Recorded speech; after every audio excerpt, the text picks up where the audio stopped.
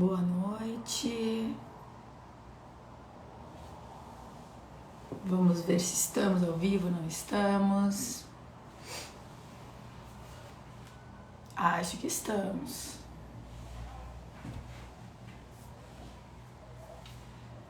Boa noite, gente. Olá, vamos entrando. Deixa eu já chamar as meninas aqui que vão participar aqui da live com a gente hoje. Vamos ver. Deixa eu já abrir aqui.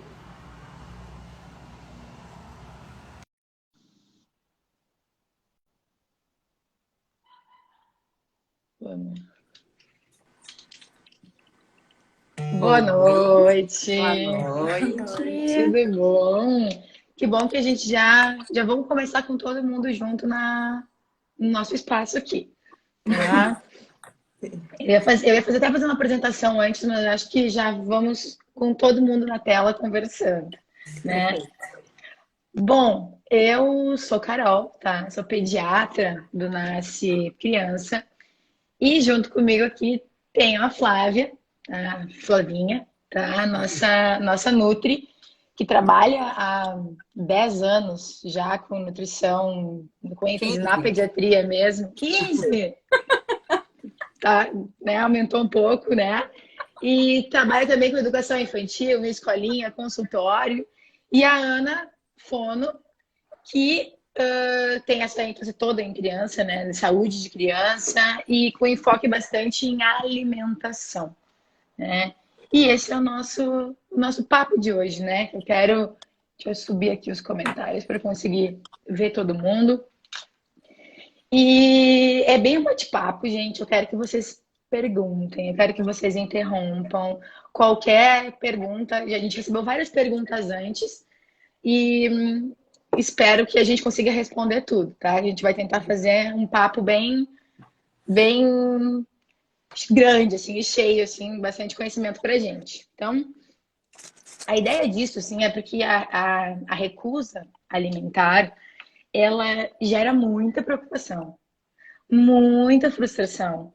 E é um motivo muito grande, uma queixa muito grande nas consultas, tá? Chega no pediatra e depois a gente acaba encaminhando para fono, para nutrição. E antes de mais nada, assim, acho que eu poderia falar isso no final até, mas eu quero falar já no início, para a gente já abrir discussão, é que é normal oscilar o padrão alimentar da criança, tá?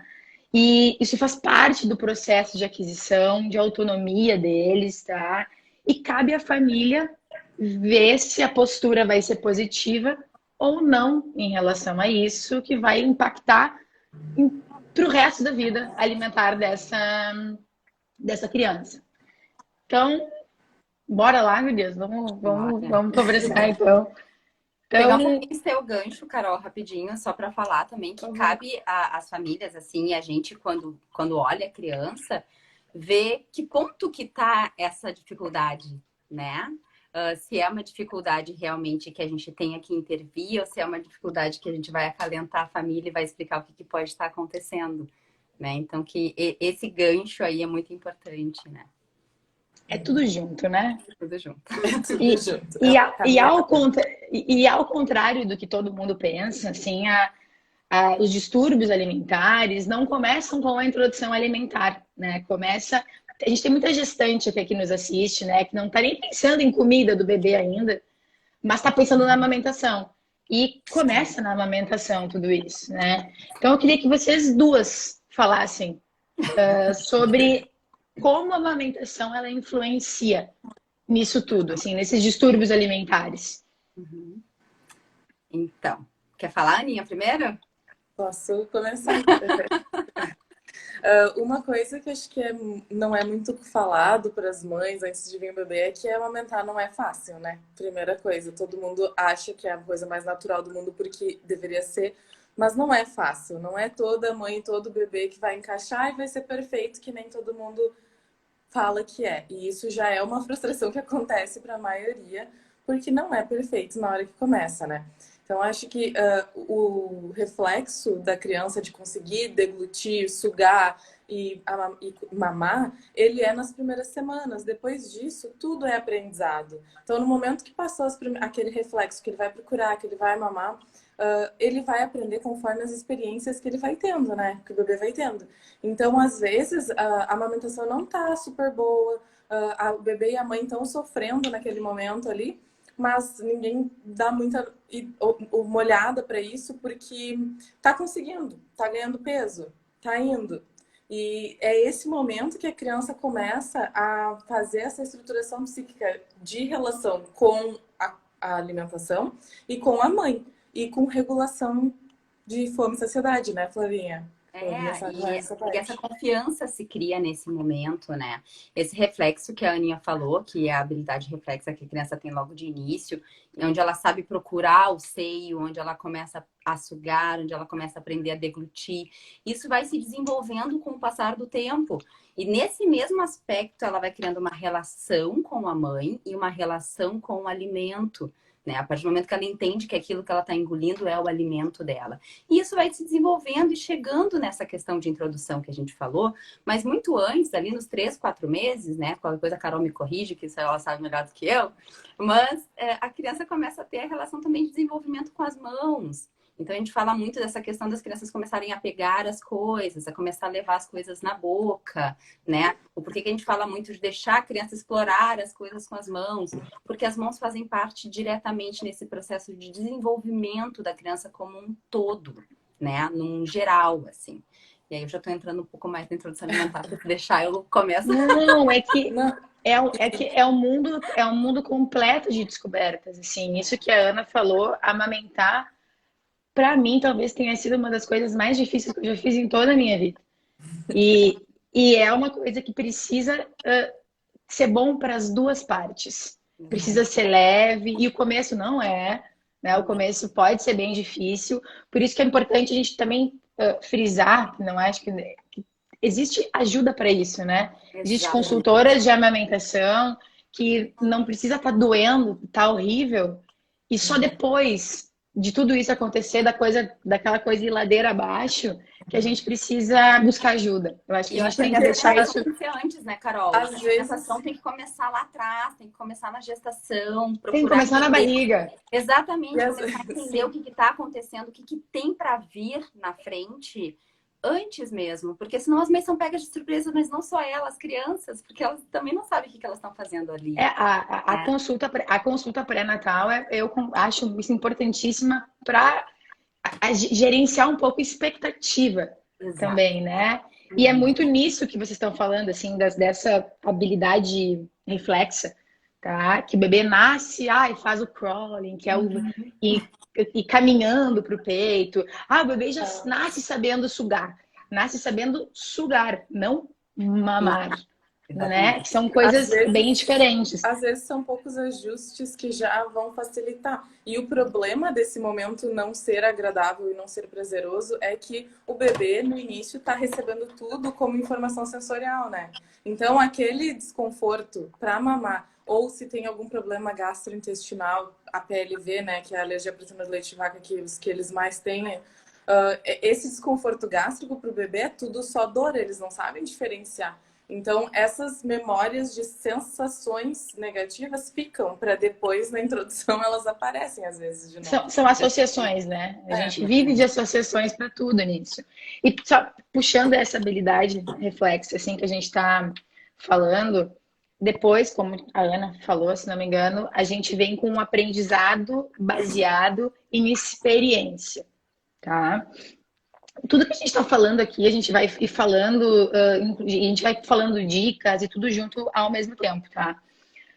E aí vem aquela coisa que todo mundo escolhe a frase, né? Você é o que você come, tá? E o teu filho é o que tu come, tá? Então eu acho que isso também tem que ficar muito dentro, assim, no cerne, assim, de todo mundo. E alguns pais controlam demais. Algumas crianças acabam não tendo tanta confiança também por isso. Tem aquela pressão para comer, às vezes até da gente, não tá ganhando muito peso, tem que comer mais. Ou aquela vó que diz que tá muito magrinho e fica aquela coisa da socação de colher goela abaixo nas crianças, assim.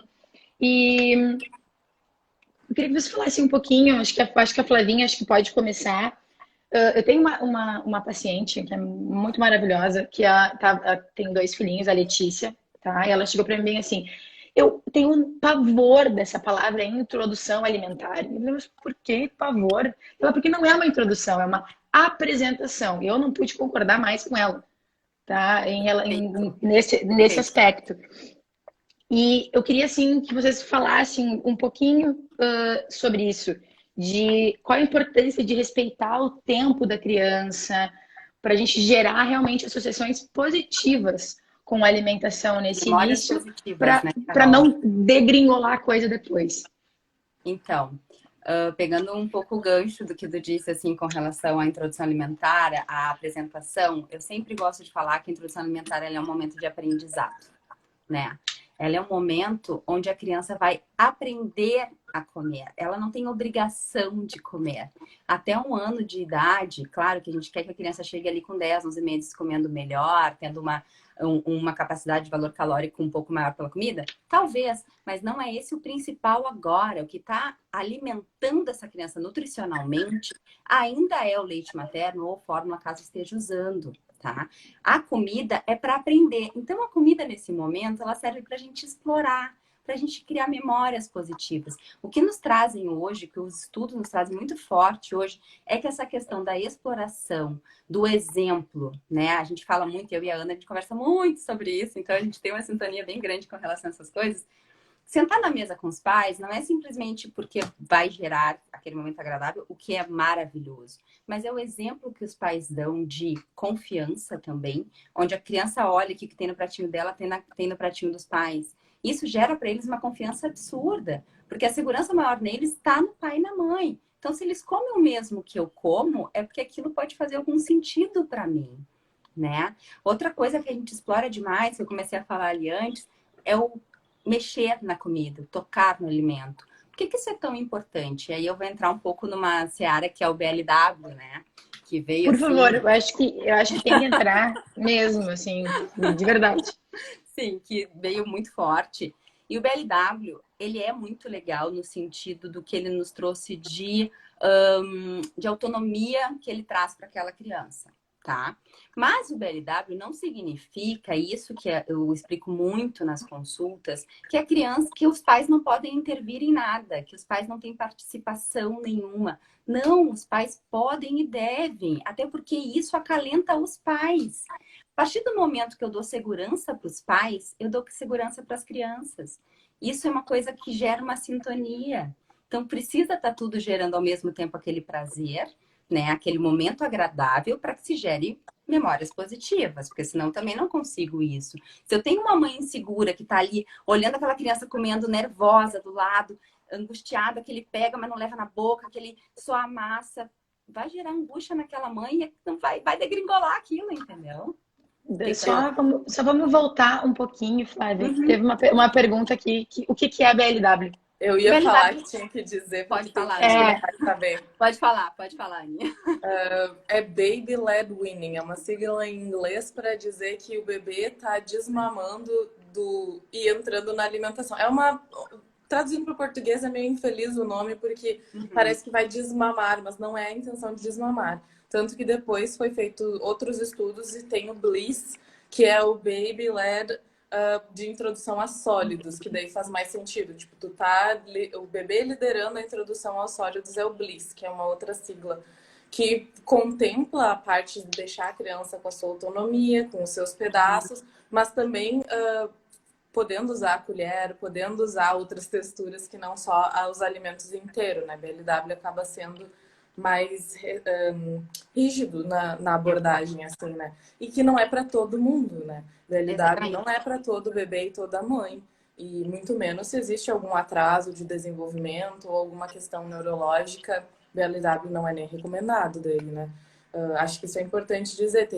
A criança tem que estar pronta para estar com os sinais de prontidão para alimentação, né? E Eu acho que BLW isso é fundamental, Aninha. Sinais de mais prontidão. importante Né? ainda.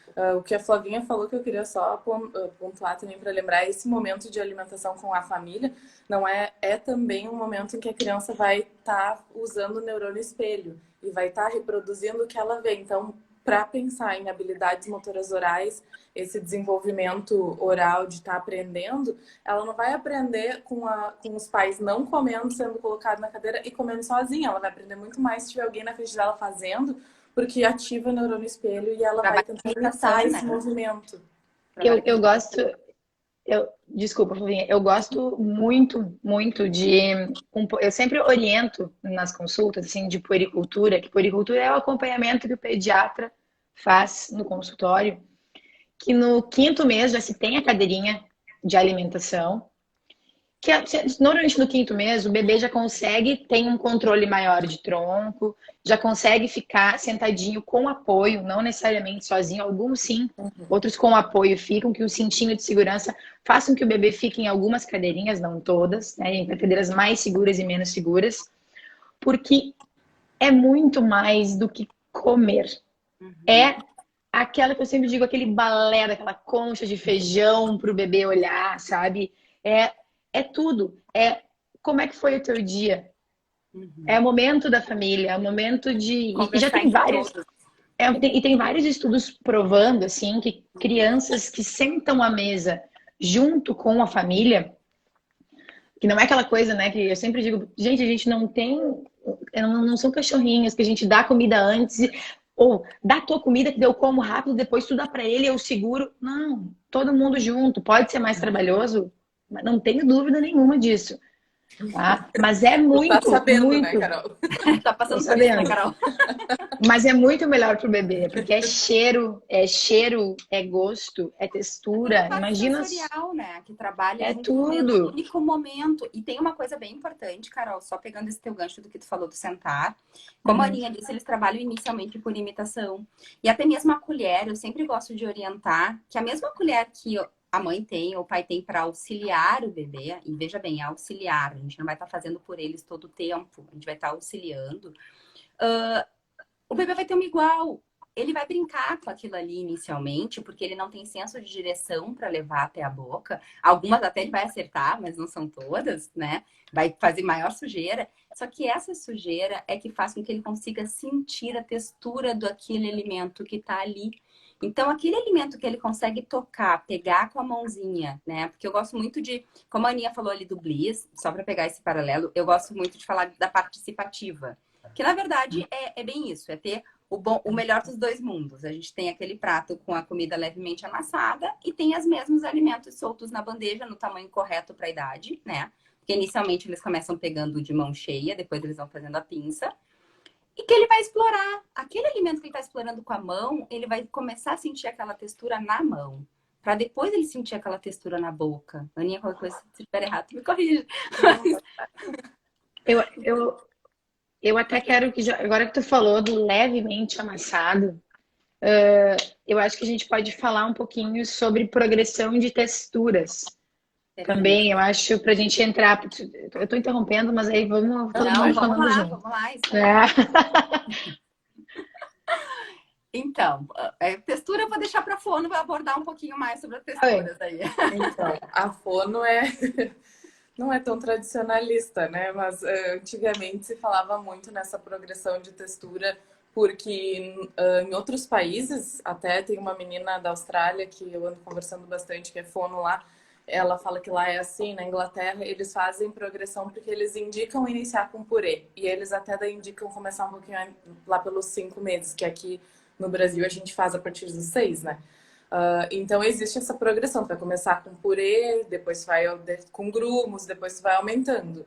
Mas eu já não acho que precisa ser assim. Tem vários estudos que mostram conforme a criança está preparada e tem habilidade motor oral e gerar o corpo, né? Que é tronco, mãozinha, pegar, levar, conseguir se direcionar, isso tudo e fazer movimento de amassar, pelo menos, e da língua também já está correta, ela pode já estar com pedaços com 7 meses, não precisa esperar. O que é importante lembrar nas texturas é a janela de oportunidade, que não é imunológica, que tem gente que fala da janela imunológica para alergias, que as gurias vão falar depois, não é muito meu lado, mas a minha janela de oportunidade de aprendizado motor oral e de texturas, sensorial, né? Então, dos 6 meses aos 10 meses, é o tempo da criança aprender. É uma janela em que ela está mais propícia a ter sucesso nessa aprendizagem.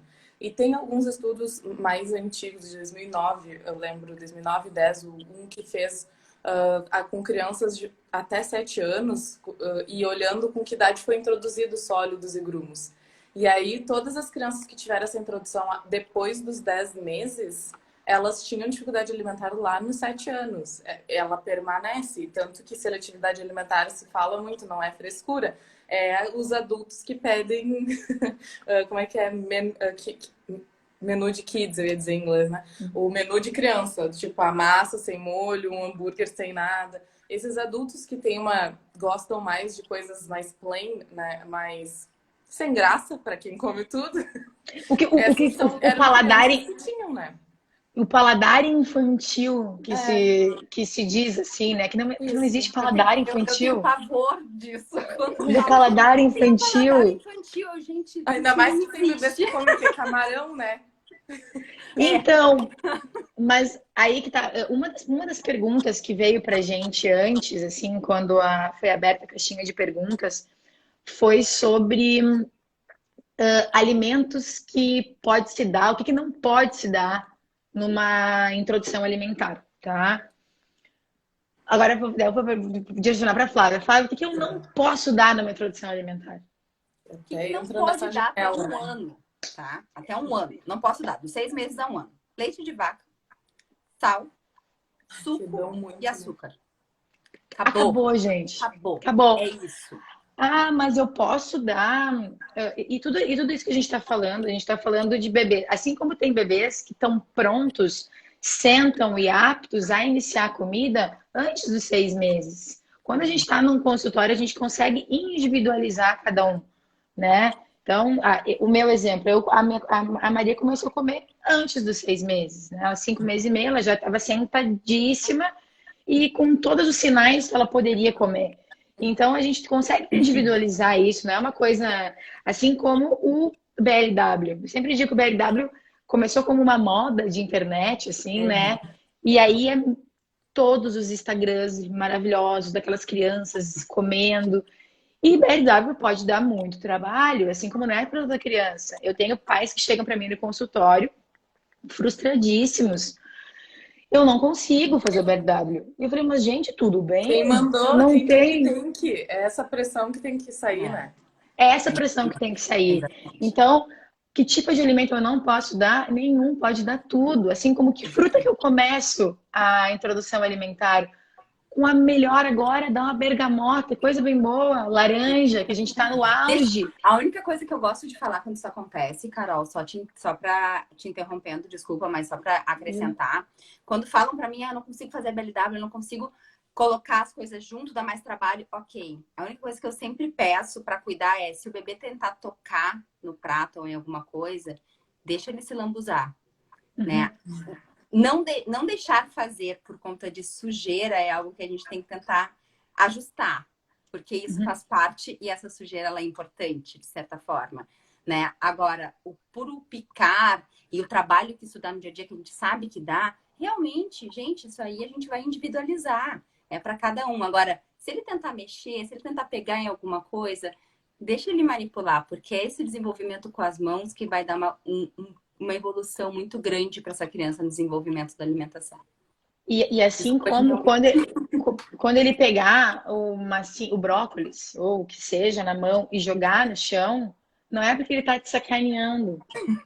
Isso é bem importante também, é porque ele está experimentando todas essas sensações. Eu acho que é bem importante a gente deixar claro isso. É exploração, né? É explorar o alimento. Explorar o alimento não é só comer o alimento. Muito pelo contrário, a exploração vem muito antes disso. É quando a gente toca, é quando a gente sente, é quando a gente sente o cheiro. Eu falo para meus pacientes, tá preparando a comida e quer ficar de olho nele, põe um cadeirão na cozinha, deixa ele ficar lá te olhando, sentindo o cheiro da comida.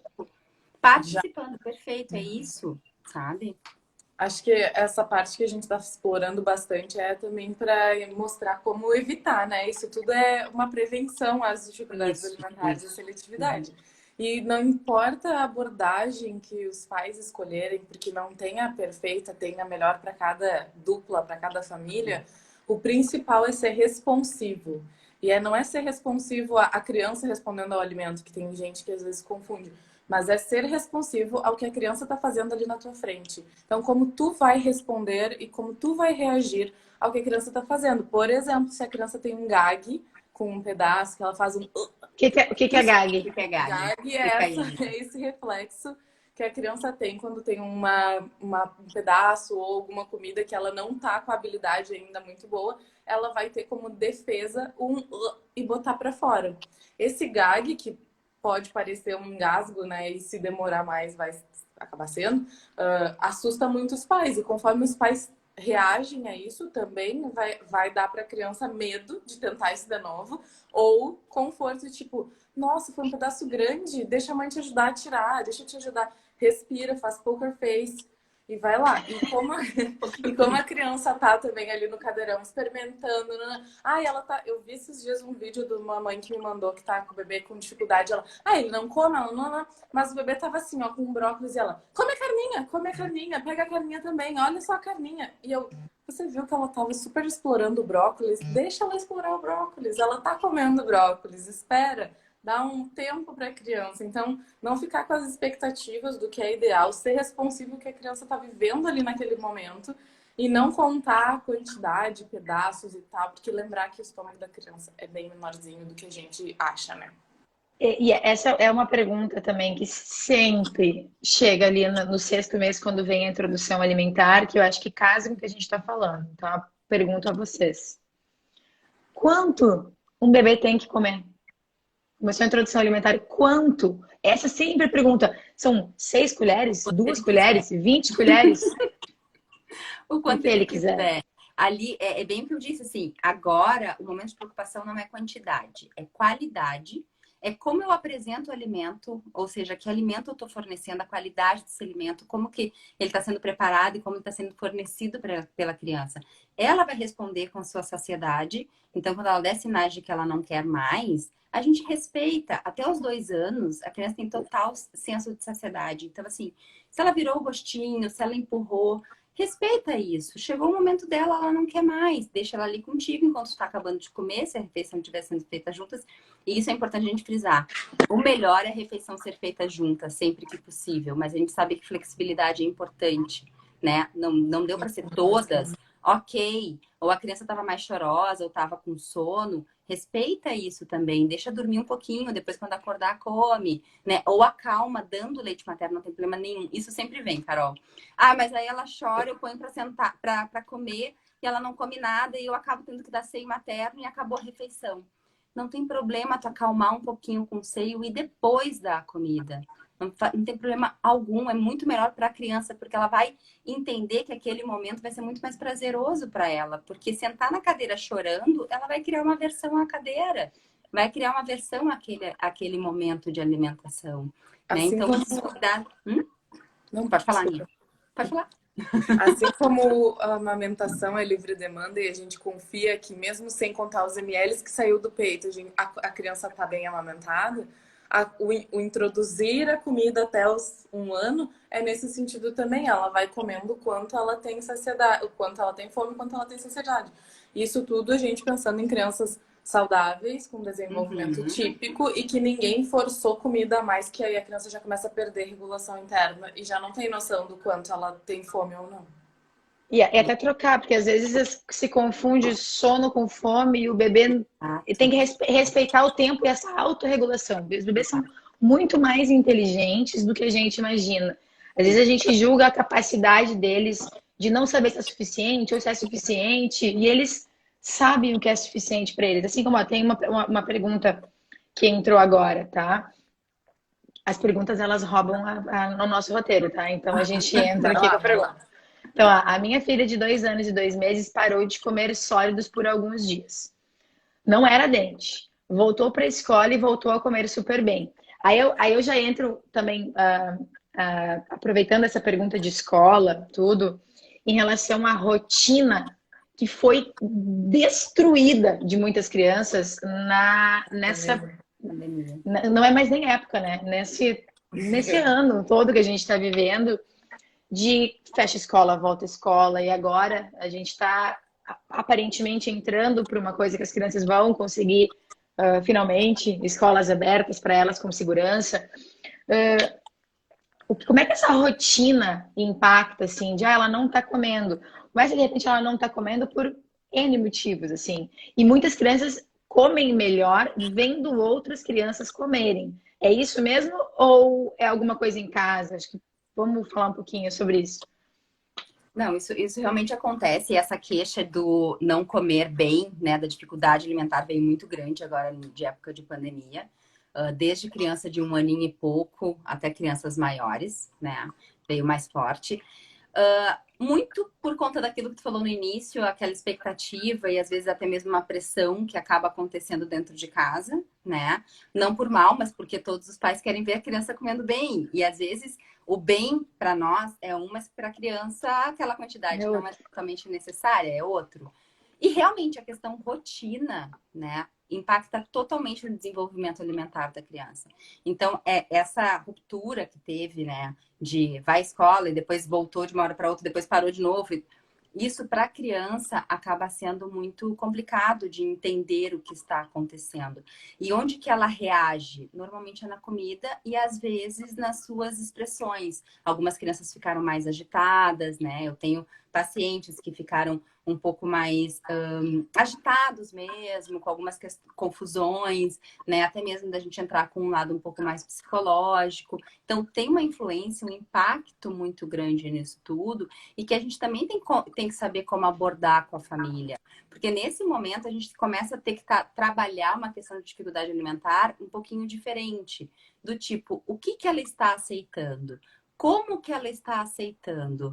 Qual lugar que normalmente ela come melhor, né? Com quem que ela come melhor? Para dentro de todos esses aspectos que a gente conseguir coletar na anamnese, a gente conseguir chegar num consenso e trabalhar com essa criança. Por exemplo, tá? Eu tenho pacientes, e a grande maioria das crianças, até ali os 2, 3 anos, adoram coisas mais crocantes, né? Bom, então vamos trabalhar essa textura com outros alimentos que ela não está tolerando também. E aí a gente vai por esse lado, né? Ou, não, ela tá comendo só... Isso vem muito forte também. Com a mão ela come super bem. Agora, se eu dou um talher para ela, acabou. Para a refeição. Deixa explorar com a mão nesse momento. A gente tem que começar a conseguir escutar mais as nossas crianças. Ser responsivo. Né? Ser responsivo e entender, conseguir trabalhar com elas. A gente trabalha muito com a imposição. Não por mal. É natural, somos adultos e a gente acha que as crianças têm que fazer aquilo que a gente manda e deu. Mas a gente tem que conseguir combinar coisas com eles, entender, conversar, chegar num consenso. E isso não é dizer sim para tudo. As pessoas confundem essa não verticalização assim de cuidado, né? Como eu mando e tu obedece, com a horizontalização de mas eu vou estar dizendo sim para tudo. Não, pelo contrário, tu vai estar dizendo muito mais não do que sims, né? Eu lembrei agora de um pai bem engraçado. Deixa eu ver. Um pai que é mais velho, 62, acho que ele tinha, e a bebê 5 meses. E aí eu disse, tem que pensar nessa autonomia dela, explorar. A autonomia não é uma coisa boa. Depois vira adolescente, não tem controle. Não tem controle. Eu quase morri. Porque, tipo, não é dar autonomia pro bebê, não é deixar fazer o que quer. E estragar na adolescência. As pessoas confundem isso.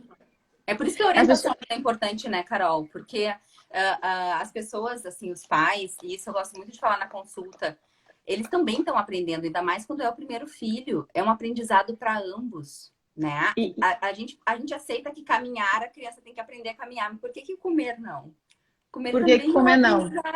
Entendeu? E como tu disse que as crianças estão muito agitadas, eu tô seguidamente agora, e a gente tá falando agora desse ano, mas são coisas que acontecem antes também, né? Ela não come nada. Eu tenho que fazer 5 quilômetros dentro de casa atrás dela para comer. E aí eu quero falar sobre... E aí, outra coisa também, que a gente, pais, a gente tem que trabalhar, a gente tem um pavio, né? Desse tamanho. E ele tá ficando desse. E desse. O tempo vai passando, todo mundo trancado dentro de casa, e a gente estoura com quem? Com o pobre dos anjos que estão aprendendo a comer. Tá? E é isso que a gente tem que cuidar também. Como é que tá a nossa ansiedade em relação a essa, não em relação a essa criança, mas em relação a todo o entorno do que está acontecendo. E Assim como tem agora uma pergunta que veio aqui, que ela, uma menina filha de 1 ano e 3 meses, menino, né? Tem dificuldade de experimentar novos alimentos. Tem alguma técnica para incentivar isso? Sim. Nossa, Algumas, foi. né, Acho Aline? Algumas. que a gente pode falar algumas. Acho que a gente pode explorar algumas aqui, né? Flavinha, quer falar da divisão e eu falo daquela foto do prato que eu mandei para vocês antes? Fala da foto primeiro, então, que eu acho que ela consegue. Até foi essa semana que eu... Fala, Carol. Fala, Carol. Não, essa foto do prato, depois que a Ana falar, eu vou pedir pra gente. Eu vou postar ela aqui Vamos no traduzir para Instagram, português? traduzir e a gente posta aqui para vocês tirarem um print mesmo e guardarem na geladeira, tá? Imprime e bota na geladeira ali, para todo mundo lembrar. Isso é algo que é sempre orientado em todas as formações que eu fiz de alimentação nas terapias de alimentação, é a gente nunca tirar o que a criança gosta e sempre ir colocando junto. Então, essa foto que a gente está falando é só porque eu vi um post essa semana, justamente fazendo um resumo disso que eu achei muito legal, que é mostrando que no prato a criança sempre vai ter um alimento preferido, alguma coisa que ela come, porque a gente tem que respeitar a divisão de responsabilidade, que é muito importante, que a Flavinha vai falar, mas ter um alimento preferido e ter um alimento familiar e aí o alimento novo. Se a criança tem uma recusa alimentar que já é mais grave, que tipo, o alimento novo não pode estar no prato, não pode estar na mesa, a gente vai começar trazendo para perto, porque existe também de uma psicóloga dos Estados Unidos, a Kay Toomey, uma escadinha com degraus de alimentação, que nem degraus para a gente aprender a caminhar, mostrando que a gente vai interagir, vai tocar, vai cheirar, vai olhar, até chegar no provar, e o provar é tudo antes de engolir, daí vai engolir. Então, isso a gente considera na introdução alimentar, só que muita gente não sabe, né? Mas a gente vai considerar sempre na terapia de alimentação responsiva quando a criança já tem uma dificuldade. Então, tu não vai chegar com os alimentos novos e dizer, olha, prova, olha aqui esse alimento novo. Tu vai dizer, no teu prato vai ter o que tu mais gosta, uma coisa que a criança já é familiar para ela, que ela já comeu, e o alimento novo. E se a criança não aceita no prato, que às vezes eles têm, até mais com autistas, uma questão visual, de rigidez, de não pode estar no visual ali, a gente até usa um pratinho do aprendizado, que é tipo, tu ter um pratinho do lado dele e dizer... Opa! E dizer, tipo, você pode... Vamos aprender sobre o brócolis essa semana? Se brócolis é o que a criança não come, tenta botar no prato. Se a criança reage que no prato ela não quer porque ela vai deixar de comer aquilo, então vamos colocar no pratinho da aprendizagem e daí bota no pratinho do lado e a criança vai ficar tranquila. E vai introduzir esse alimento novo aos poucos e para ela ver, para ela cheirar, para ela lamber. E a gente nunca vai ficar dizendo experimenta, prova, porque isso é pressão e é chato. Pensam vocês adultos num país novo e alguém chega e diz, come essa receita aqui com grilo, come, olha, prova. E tu, não quero encostar nisso. Aí então tu vai devagar com a criança para ela ir aceitando, para ela ir encostando. E aí tu fala sobre o alimento sempre, tudo que tu pode falar que não prova. Então, olha o brócolis, é verde. Olha que legal, parece uma árvore. Será que a gente consegue tirar os galhos da árvore? Será que quando a gente beija tem uma sensação diferente? Será que faz cosquinha? E daí tu brinca com o alimento naquele momento antes de dizer prova essa coisa nova. Essa é a base, é uma base da escadinha, assim, né? Eu adorei essa do prato da aprendizagem, eu não conhecia essa. Achei. Tem o Adorei. pratinho da aprendizagem e a tigelinha de guspe. Guspe fica feio, mas de tipo tirar e colocar para quem tem uma aversão muito grande e tem um medo, já é uma fobia, assim. Quando eu fiz o estágio nos Estados Unidos, elas tinham sempre, em todas as terapias, tinha a tigelinha de botar fora. Então, teve uma menininha lá que ia comer um dos pretzels e ela queria só o sal do pretzel. E a TO, que estava trabalhando com ela, fez: não, a gente pode comer o sal e depois você bota na tigela de cuspir, na tigela de não querer mais. Então, até isso é para dar conforto e segurança para a criança. Porque se ela tem que provar uma coisa que na cabeça dela ela tem que comer, ela não vai provar. Se eu te disser, prova essa aranha, tá na China, não sei em que país que se come aranha, sei lá, prova. E esse prova tu tem que comer, tu não vai nem querer provar. Agora, assim, tá aqui, se tu quiser, pode cuspir, pode jogar fora, pode. Famosa empatia, né? Se colocar no Eu ia lugar do falar outro, isso, se né? colocar. E tem uma Então, coisa que a Aninha falou ali que eu acho muito legal e que eu escutei esses tempos também, que é a questão, o pretzel, por exemplo. A menininha pegava provavelmente o pretzel e tirava o sal, até porque é pequenininho em cima. Só o fato dela aceitar tocar nesse alimento, ela já tá subindo uma das escadas.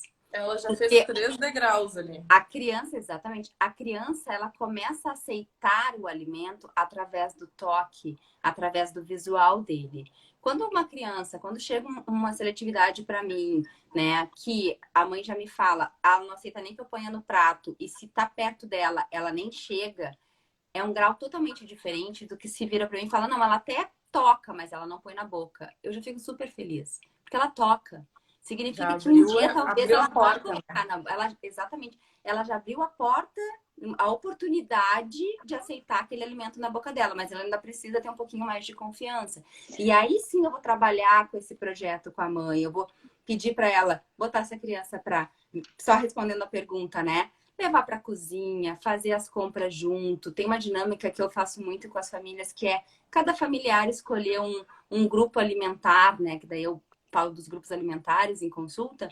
Qual grupo alimentar o pai escolhe a proteína, a mãe escolhe o carboidrato, a criança escolhe o vegetal. E cada dia, cada um escolhe um grupo diferente. Ela vai estar lidando, né? Fazendo uma dinâmica com cada alimento, cada dia, e interagindo com ele, que é importante, né? essa é uma dica que eu gosto bastante de dar, e não necessariamente só com o alimento, tá? Respeitando, obviamente, o desenvolvimento de cada criança, mas arrumar a mesa, dobrar o Exatamente. guardanapo, Tirar o seu recolher, prato. tirar o seu prato e levar à pia. Muitas Uhum. vezes a gente acaba não dando autonomia para as crianças às vezes, e aí a gente entra nas que vocês me ensinaram, né? Dos 4 Cs, né? Que é confiança, conforto, competência e conexão. Tudo isso que a gente está falando é isso, né? É isso. Então, essa outra pergunta que chegou aqui agora também. Ó, esse é outro clássico, tá? Meu filho de 3 anos e 8 meses está assim. Sempre comeu super bem e agora pode passar 2 dias sem comer refeições principais. E a minha pergunta para vocês em relação a esses 3 aninhos, muitas crianças sempre comem, muitas começam comendo super bem e chega ali nesses 3 aninhos que vira uma catástrofe. Aí a massa, que Deus me livre, ter um temperinho verde, é gritaria, é um horror e que vira o caos, tá? E a massa tem que ser sem molho, tem que ser seca, a gente olha aquela comida horrível e aí pergunta, né? O que a gente pode fazer? É uma fase mesmo, esses 3 aninhos que eles entram, ou não? E o que a gente pode fazer? Acho que a gente está falando já o que a gente pode fazer em relação a isso, mas como a gente aborda isso? Porque é muito ruim para os pais, daí acaba fazendo o quê? Botando um tablet na frente da criança, o que a pessoa nem sabe, a criança nem sabe o que está botando para dentro da boca, né? Correr atrás dela para fazer com que teoricamente, assim a gente garante pelo menos umas 4, 5 colheradas. Então, o que a gente faz nessa fase, se é que é fase, esses 3 aninhos?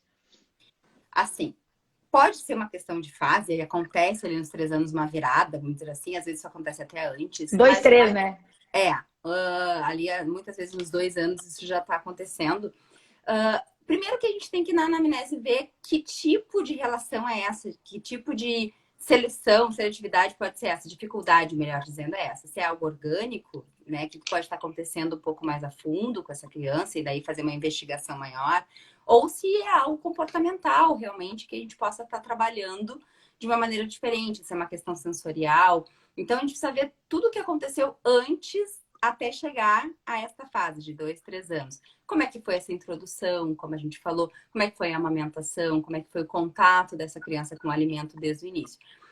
Normalmente, tá? E acho que a Aninha vai dizer também um pouquinho, o que tem chegado para mim é muito essa questão comportamental mesmo, né? De como trabalhar, porque as crianças começam a comer bem, vamos dizer assim, de tudo, e algumas coisas começam a ser deixadas um pouquinho de lado, né? E aí a gente precisa fazer um resgate disso. Nesse momento de pandemia, isso veio muito forte, né? De algumas coisas, pelo que tu mesmo disse, questão até mesmo de paciência e do tumulto que virou a rotina de todo mundo. Então, muita coisa se perdeu, muita coisa passou. E muitas vezes, quando eu estou conversando com os pais sobre isso, que eu retomo algumas coisas de rotina, que eu retomo algumas coisas de horário, que eu retomo algumas coisas de oportunidade, de levar para comprar, de deixar a criança explorar o alimento, de deixar a criança escolher o que ela quer, preparar. Tem um monte de criança de 3 aninhos que ama ir para a cozinha preparar coisa. Ela pode mexer em faca, tesoura, fogo? Claro que não. Mas a gente vai limitar no que ela pode. Ela pode botar alimento dentro do liquidificador para fazer um bolo, para Ela fazer pode uma lavar o roupinha. tomatinho. Ela pode lavar o tomatinho, ela pode rasgar a alface para botar na saladeira. Eu adoro fazer isso. Ela pode cortar, descascar um ovo, né? Tu deixou bem cozidinho e frio e a criança fica passando o ovinho em cima da mesa, assim, até ele quebrar toda a casca e ela descascar. Ela pode interagir com o alimento, mas a gente acaba esquecendo um pouco disso, né?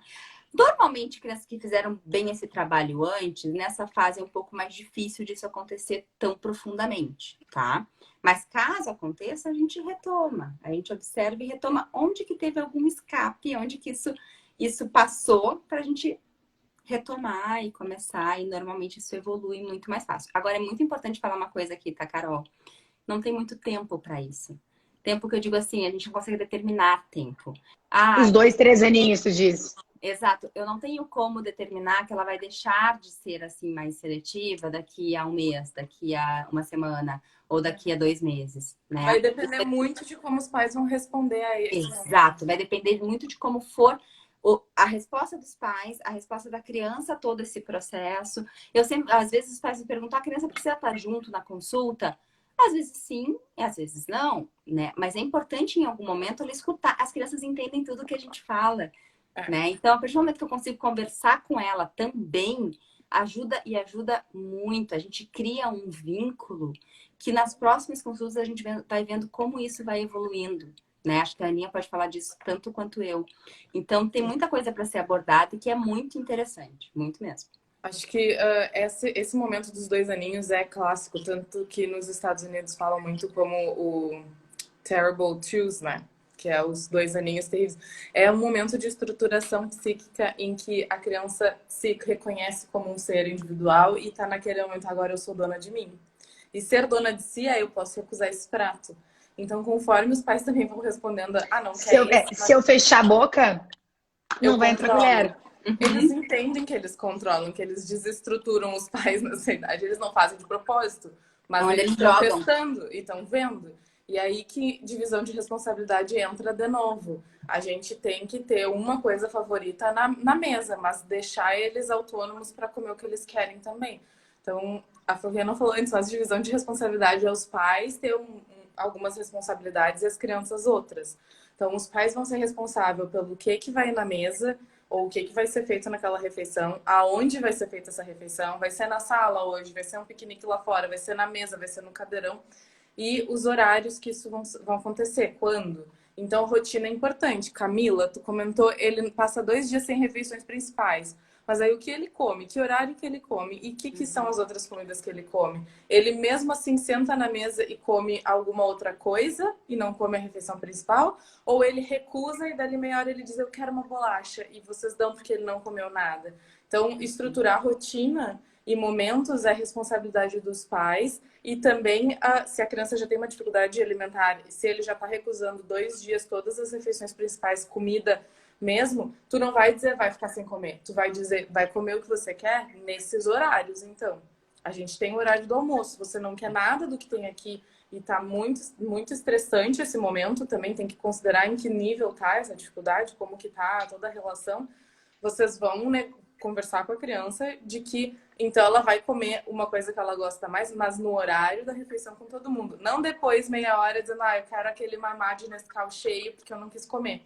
Porque no momento que a gente cede, eles aprendem que eles podem depois receber aquilo que eles e dizer não para a hora do E almoço. eles aprendem tão Rápido. rápido isso, né? Eles aprendem muito rápido. E Combinações, né, Aninha? Eu acho que combinações prévias é sempre muito importante. Tu saber conversar com a criança e combinar com ela. E porque daí ela já vai sentar na mesa sabendo o que tem. É E, muito com, difícil.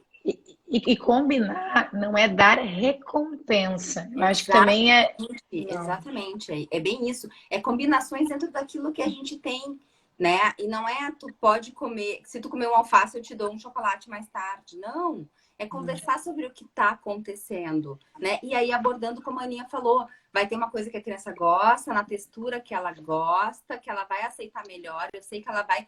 E sempre reforçando o positivo também. Não comeu tão bem agora. Ok, não quer mais? Tira o teu pratinho, depois tem o lanche, né? A Mas criança não não tem fazendo que pensar super que não vai festa, ficar sem né? comer. Mas não fazendo Lembrem super de festa. não fazer Fica ali. super festa, porque a criança não é responsável pela felicidade dos pais. E eles aprendem que se eu comer, eu vou deixar o pai e a mãe feliz ou triste. Então, não é super, meu Deus, que máximo! Porque isso impacta no como eles veem que vocês reagem. Então, tipo, nossa, que bom que você experimentou e gostou. Que ótimo. Vamos, né? Falem de uma forma mais... Porque quando a gente comemora muito, a criança fica, bah, a felicidade do meu pai tá dependente, da minha mãe tá dependente de eu Que comer ou não. pressão, né? Isso é pressão também. Tá, mas agora, puxando outro gancho rapidinho, assim. A Ana, se não me engano, acho que foi a Ana que fez uma pergunta por direct. Ana, se eu mexer aqui, eu vou sair do ao vivo, eu tenho medo, tá? Então, se Não. quiser escrever aqui, pode escrever, porque eu tenho medo de sair daqui. Ou depois a gente A olha gente melhor se é falando comigo. isso, a gente falando em intervenções, o que fazer, o que não fazer.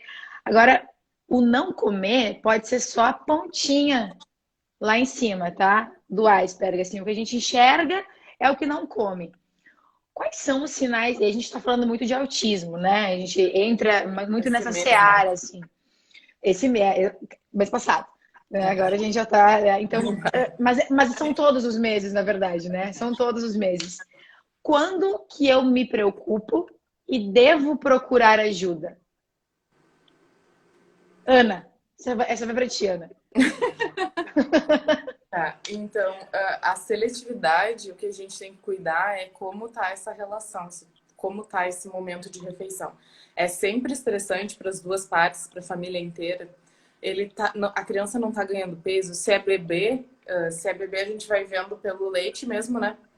Mas como que tá o crescimento, como que tá questões gastrointestinais, como que tá nesse sentido. O ruim de deixar esperar a criança perder peso é porque entra no desespero. Daí os pais vêm já com muita frustração e muito medo que a criança não está desenvolvendo. Então, os sinais de alerta se não está sendo prazeroso, não só isso, né? Mas resumindo, porque temos poucos minutos, eu estava olhando agora. Se não está sendo prazeroso, se a criança não está se sentindo satisfeita, se ela não está crescendo e desenvolvendo para a estatura, tamanho e histórico familiar, porque às vezes chega pai e mãe com 1,50 e querem que a criança seja enorme, não vai ser, a criança é menor. Vejam os padrões familiares também, né? Já é uma forma de conversar com o pediatra, de dizer, olha, tá difícil, não tô vendo ganhar peso, tá sendo um estresse toda a refeição. Procura orientação, porque às vezes em 2, 3 sessões que a gente orienta quando tá no início, as coisas desenrolam. E quando espera chegar lá na dificuldade que tá recusando tudo, aí o caminho é bem mais devagar, mais lento, mais... Eu tenho um pouco de aquela coisa assim, mas isso é uma fase, vai passar. Mas isso é uma Então, fase, a às vezes última... não passa. Não, a última Às formação que eu vezes, fiz do essa. SOS Approach to Feeding em setembro.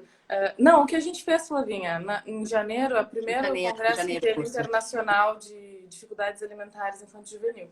Eu e a Flavinha fizemos, e mais a parte de Nisa aqui do Rio Grande do Sul foi só nós, não tinha mais ninguém. Mas, enfim, aí nesse a Kay Toomey, que é uma psicóloga do iceberg, da escadinha, todos os conceitos que ela trouxe, ela mostrou estudos que tem uma porcentagem que não é tão alta, assim, 20, 30% de crianças que tem essa fase dos 2 aos 4 aninhos de recusar nana e sem terapia conseguem superar isso. Mas o resto não. Mas o Quantos resto por cento? não é muito, é 35, eu não lembro, 30 e poucos vão superar Ai, sem Eu ajuda. acho que foi 25 até por cento, Aninha. Era de Eu 25 preciso a aumentar um 30%. pouco, mas eu não lembro exatamente. Nossa, mas é Mas muito assim, menor. é um número baixo que vai superar Chocante. sozinho. No mais, a criança pode ficar seletiva, pode ficar um tempo com uma recusa e depois...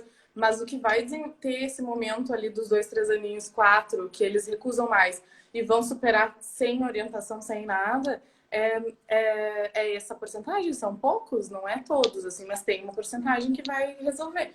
O bom é procurar o auxílio, né? Para ter essas orientações.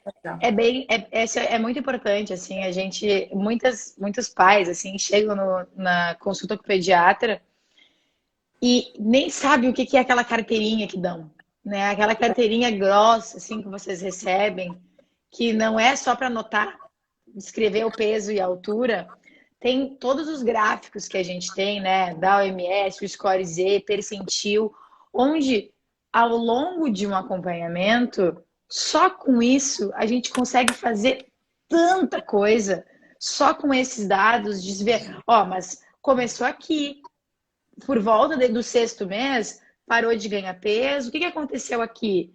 Aí é alguma coisa alimentar, é alguma alergia, é alguma restrição, o que está acontecendo? Então a gente consegue ver e abordar e intervir de uma maneira muito mais eficaz nesse Isso que é o sentido. iceberg, né, Carol? Isso que a Carol falou antes do iceberg o não tá comendo é uma pontinha que está sinalizando pra gente, mas embaixo tem questões orgânicas, questões sensoriais, questões ambientais, questões comportamentais, questões sensoriais. Tudo isso tem que ser visto numa anamnese, tipo, porque somos um ser biopsicossocial, a criança vai refletir na alimentação por N razões. A gente às vezes nem vai achar o ponto principal, o que causou. Mas a gente tem que saber que dividir responsabilidades, ter esse conforto da confiança, a criança ter competência, né, de habilidades e uma conexão vai ajudar. Eu não falei a responsabilidade da criança. A responsabilidade da criança é comer o quanto ela quer do que foi colocado no prato e o que ela quer do que foi colocado no prato. Que é o regular a fome e saciedade da criança. Isso aí, acho que vai falar aí.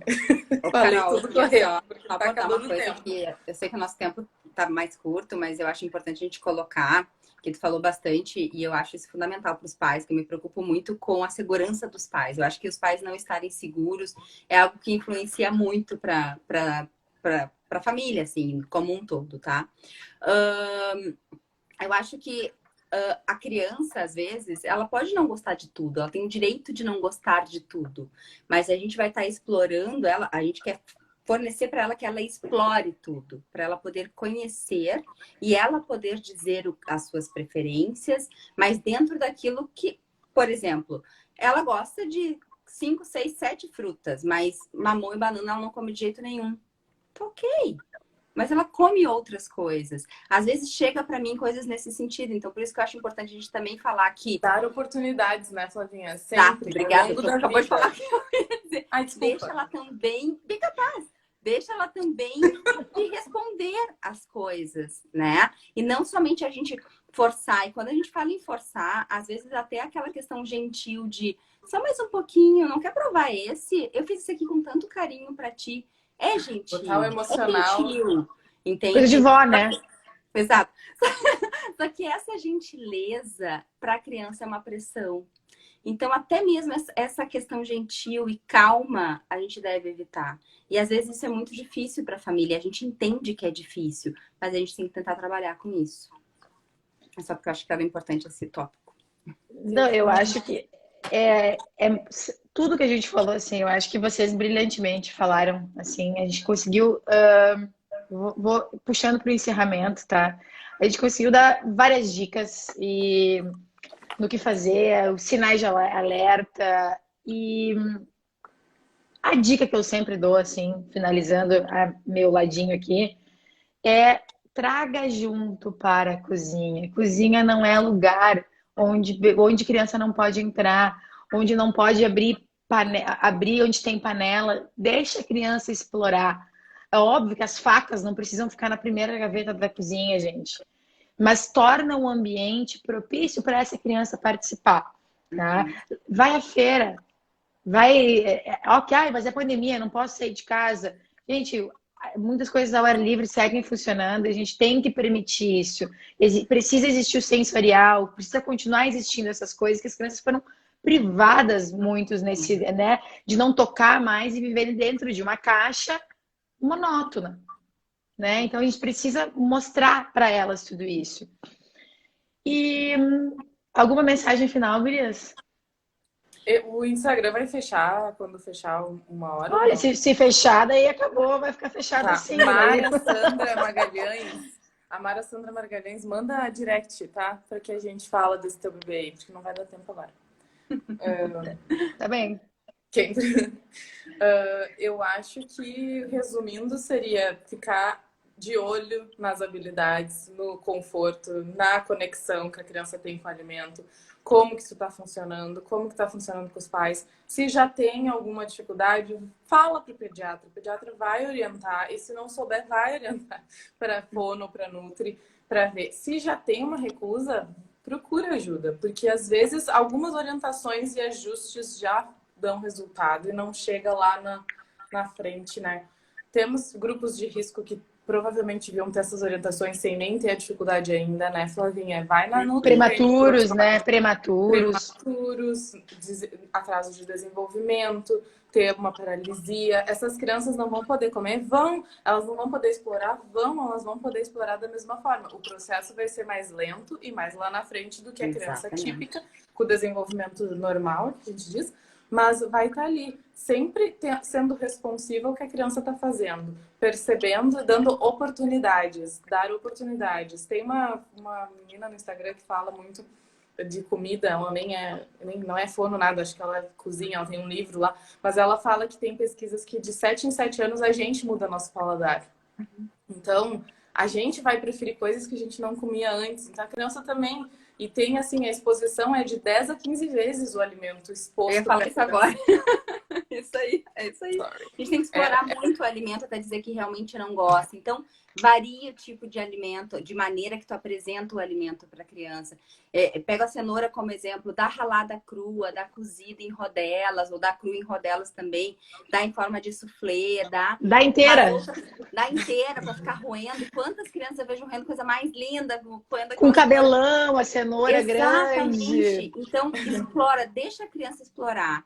E introdução alimentar, gente, claro, depois de uma amamentação muito bem feita, que acho que a gente falou bastante sobre isso no início, é a janela de oportunidade maior que a gente tem para evitar risco de dificuldade alimentar no futuro. Então, aprendam na introdução alimentar para ensinar a criança de vocês, para elas aprenderem com vocês, né? Porque é um ensinamento, é um momento de maior aprendizado que a gente pode passar para uma criança. Os estudos mostram que uma criança que come bem até os 2 anos de idade, até os 8 anos, ela provavelmente vai comer realmente bem. Lá pode ter algumas coisinhas meio tempo, no momento, mas normalmente até lá ela vai estar comendo os alimentos saudáveis da maneira adequada e respeitando a sua saciedade.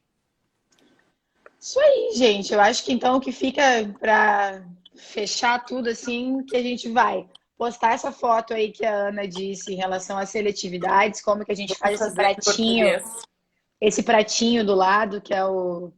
Como é que é mesmo? Desculpa, Ana, o nome para...